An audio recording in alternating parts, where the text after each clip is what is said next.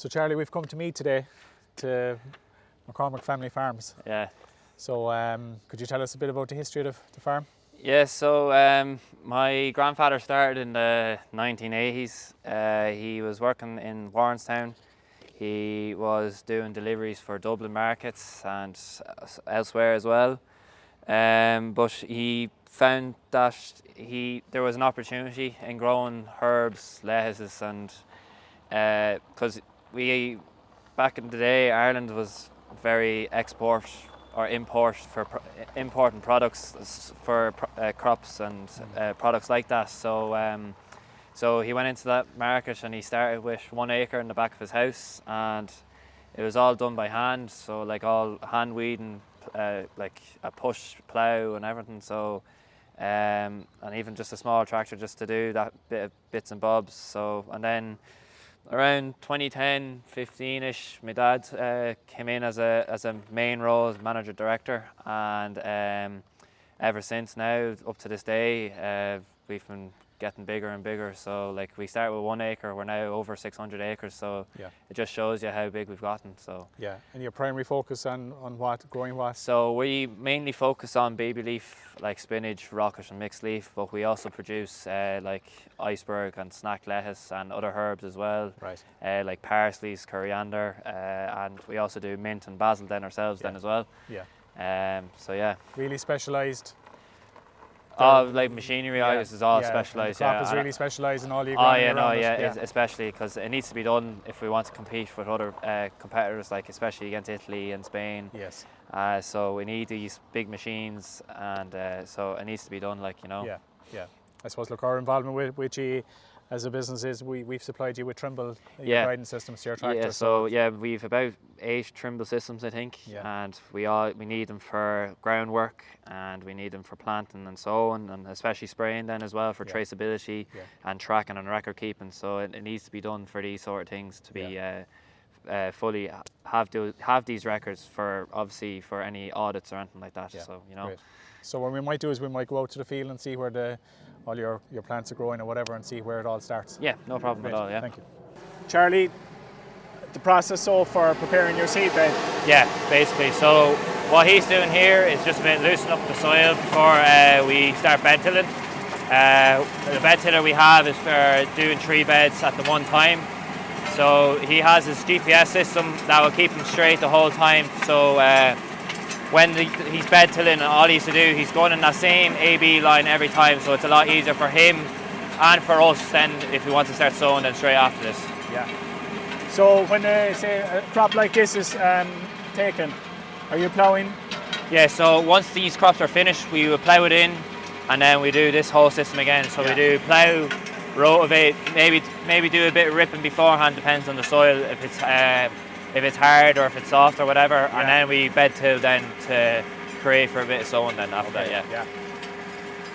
This process, it is a slow process, but it gives that great quality of soil because the soil is greatly loosened, so it's a lot easier for the bed tiller to make those beds. And I suppose for the crop then to get established, or the plant to get established, it can go down easily. Yeah, a lot easier. Yeah. So exactly. Like on our sower, we have a few coulters, and then they deepen they create that space for the seed. And there's a bit of a blade then that will cover the seed, and a roller that will roll them into the ground, so they're into the ground properly. I presume it's very shallow, is it? The seed is like probably about an inch underneath the ground. So that's about it. Okay. Yeah. So you're running Maximise? Most of our tractors are Maximise. We have one New Holland, but it's mostly done for hoeing and for weeding machinery then as well. Yeah. So I suppose we supply the Trimble systems to you, so that that's all retrofitted then onto all the tractors. So most of the tractors will have their Trimble systems on it. It's mostly used as the bigger tractors, and then for our sowing tractor, and then for spraying as well, because you have to be very precise for sowing and spraying. Yes. So the whole point of the Trimble is recording, and then it's covering the area that's been done, that needs to be done then as well. Yes. It's a lot easier for us and then for them as well also, so they're not having to do keep turning, looking around, and they keep them straight the whole time. So yeah. And it's I suppose a common screen then for operators. It's a common screen in each Oh tractor. yeah, so each tractor will have their own separate screen, and then obviously they have a little unit at the top that has the satellite that will control the tractor then as well to keep it straight. Yeah, I see that. Yeah. So has every driver then got their own user login as such? Or? Yes, so most tractor drivers have their own login as well. Only for that is just because one specific person's going to be sewing. Mostly these two lads here will be obviously doing all the groundwork and preparation. Yeah. So they all needed our separate devices, so we can alert them what to do then as well after that. Every driver has a specific job depending on their exactly. Yeah. Most of these lads are trained for these sort of work, so there's no it's less work for us to try train new people, and then be less mistakes then as well, because they've been doing it now for the last 3-4 years now, and they're well educated by now. Okay. So what's the next job here then after what happens? So the next job here will be bed tilling. Yeah. So as you can see just behind us, most of the beds are already made with a bit of crop in them. So as soon as this is done, one of them will definitely get the bed tiller on, and they'll probably start straight away. Okay. Yeah. Good. Ideal conditions now here for that. Yeah. So most of these conditions are conditions that we needed for this. Is mostly probably a bit dry, but then again we might need a bit moist, so it has that moisture for when the bed tiller is being used, and then by the time the bed tilling's done, that the beds have that bit of moisture then when it's sown then as well, so the seed can have that quick germination then before, if there's any rain or if we have this dry period then as well, it's a lot easier on the seed than to grow, get that germination done straight away. Yeah, very good. Yeah. So Charlie, the Dutch are a big I suppose part of your supply chain. Yes. And your plants come from there, is that right? Yeah, so most of our seed will be coming from Netherlands, but these plants here will be coming from the UK. So we supply the seeds to fountains in England. They send then the trays here. They send the trays in this, and then John Gabby themselves, then they be propagating the plants then. So we get our plants all in tape, as I said before, and they'll be all laid out in this tray, where all you have to do then is connect the tray to one another, and then it goes all the way through the planter then, which is a continuous flow of plants then. All automated. All automated. Yeah. All the lads have to do is just connect the two trays together with a clip, and then there's that continuation of plants flowing every time. Yes. So our old regular planter that we used to have a few years ago, we used to do 100,000 plants in a week. Now with this planter here that we'll be showing you here, we do 750,000 plants in a day now. Crikey. So another thing about this machine, it also provides fertilizer. So we have a front tank fertilizer just in the front of the tractor. Granular or liquid? Liquid. Liquid. Yeah, liquid. Yeah. So as you can see there's the front tank, and these four tanks here has the liquid fertilizer, and then comes all the way through the tractor, and then comes underneath here. Yes. Where the liquid fertilizer will be going into the ground before the plant's even planted.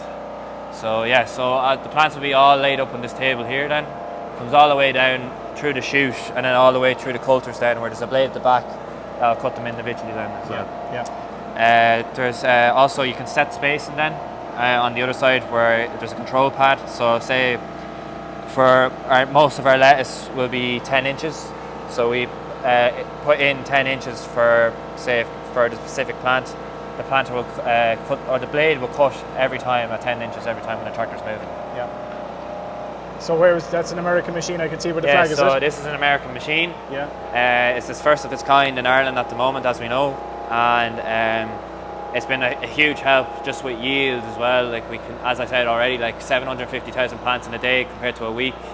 It's unreal. Like this also has a Trimble control system then as well. So just for, as I said earlier as well, for sowing and stuff like that, it has to be very precise for harvesting then as well. So it's not wavy lines or anything. So where the harvester driver doesn't have to turn as much as well. So it's always consistent. So yeah. So will she be back out again now where we were previous then? Yeah. So where we were in Dennis's, probably this will probably be used then as well. Yeah. Good. So weeding then. So yeah, here's the Garford, the hoe. So this will be obviously in the front. of the tractor. So as you can see, the hose are all in identically spaced out for the 4-row. So as you can see here, just in the front, it's camera, and obviously these 4 hose here, they'll be going around the plant, and then the hose there at the back, that'll be dragging the 4 lines. Then will be dragging the weeds all the way up to the top to avoid any weeds on top of the plant then as well. Right. Yeah. So the cameras are. So the camera's just up here. What function is the camera then? So the camera is set for probably about.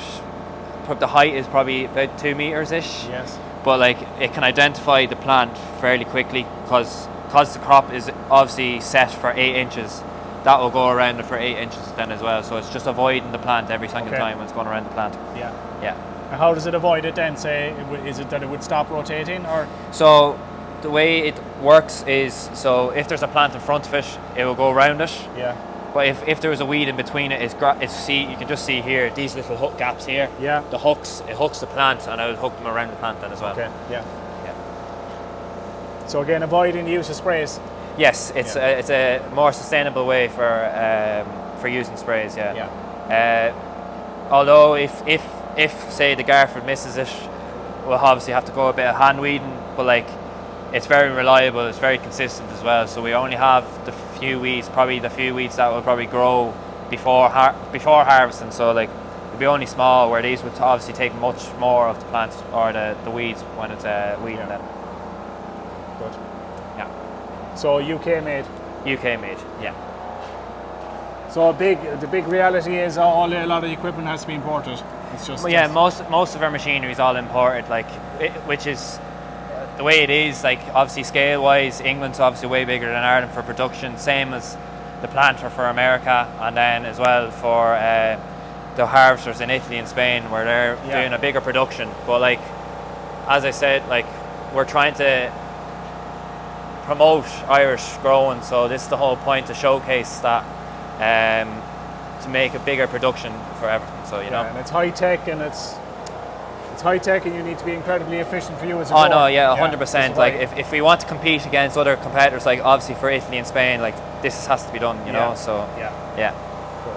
So Charlie, I suppose we're looking at a bit of history here. That's your old planter. Yeah. So this is our old planter. So we usually have about 6 to 7 people to work along it, because when the lads are planting, you need to restock the table. So usually we had a little cage in the front of the tractor where it holds all the trays, and then the lad would have to walk in the front and then travel with 2 trays in his hand and place it down for the lads to continue going. Yeah. So literally, as you can see, the cups, the lads have to put it into the cups every single time, and obviously sometimes it's not efficient. The lads can get tired. It's very hard work. So and also like for the sort of machinery, it's not precise. Like obviously it's not providing the fertilizer compared to the new planter we have now. So it's the new planter is definitely a huge boost. So it's gone from maybe a 6-man person 6 process? man to 4. 4, okay. Yeah, so 1 driver and then 2 lads at the back, and then obviously sometimes we can have 1 person at the back to just make sure that the plants are planting properly. Yeah. Good. And that's the journey you need to be on the whole time to stay efficient. Yeah, exactly. Fertilizer? Yeah. So what are the key components for it, or is so like NPK or NPK? Yeah. So like this will be used for our sowing, and then for 4-row sowing then as well. We usually push a bag in per sowing day, but most of our fertilizer will be liquid. This will mostly, and then we obviously have our Yaramila complex and Tropicoat then as well, and then obviously a bit of compo and potash as well then for granular fertilizer. Yeah. So soil testing is probably key, is it, knowing what your soil has? Yeah, so we would have to soil test every year before we start sowing. So we have to get all the information about pH and everything. So it's very important about having that scale then as well done too. So you know, agronomy is all a big part of. Oh yeah, no, agronomy is huge in our sort of production, because if say the spinach doesn't have great nitrogen, it won't grow properly. It'll go yellow and it'll be stunted growth then as well. So it has to be done. You know, it has to be regularly checked every year. So when you're planting, you're providing enough food for that growing stage alone. Yes, exactly. And then we obviously sometimes will have a front sprayer in the front that will give it that foliar fertilizer then as well. So it's getting that like double the amount of boost then as well for growing then. So Charlie, we're here, I suppose, seeing an example of mechanical hoeing. Yes, so this is one of our mechanical hoes. As you can see beside you, like it only gets in between the 4 rows. So we're trying to avoid of like the weeds growing upwards and interrupting the plant's growth. So as you can see in this bed here, there's a few weeds here and there, but. So what are you trying to knock out there now? So you can see these weeds here just in the middle. It's the middle row. Yeah. So it's just to avoid those overgrowing and like spreading then as well. So yeah. So how long is the crop growing, say? So these are only a few weeks old.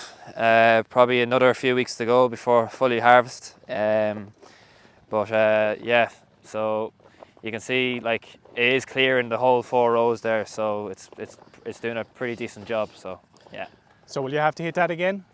We'll probably hit that again, probably 3 or 4 weeks before harvest, just to avoid any upgrowing weeds. Yes. But then if there's any weeds in between the crops, will probably has to be hand done. Okay. Yeah. So he's driving manually there. There's no guidance in this. Yeah, there is. Just because like when these crops are sown, obviously the Trimble auto steer is obviously providing those straight lines. So he has his straight lines now. Okay. So all he has to do is make sure that like if, as you can see here, he probably should have lifted it up a little bit, but all he could do is lift it up, and then he can use his hydraulics to shift it over to the left or the right. Okay. So and he's downward pressure as well. Yeah, that's that as right. well. Yeah, that's okay. all. Yeah. But all he has to do is obviously he should be obviously keeping an eye. So all he has to do then is just put his Trimble on, and then off he goes. And then if he has to lift it up, and then shift to the side, left or right. Yeah. So yeah. Again, minimising the use, I suppose, for you as chemicals and all yeah. that. So this is another way of trying to be more sustainable, just to avoid using that chemical use. We also have a baby weeder then for baby leaf then as well. This was done a few weeks ago, so probably needs another one. But so it's been a huge boost, and this is what we want to show, being more sustainable. So you know yourself, like that's the way of the world now. Yeah, that's the way the world. Yeah, consumer exactly. demands and supermarkets want. Yeah, exactly. It's what the people want then as well. True. So yeah.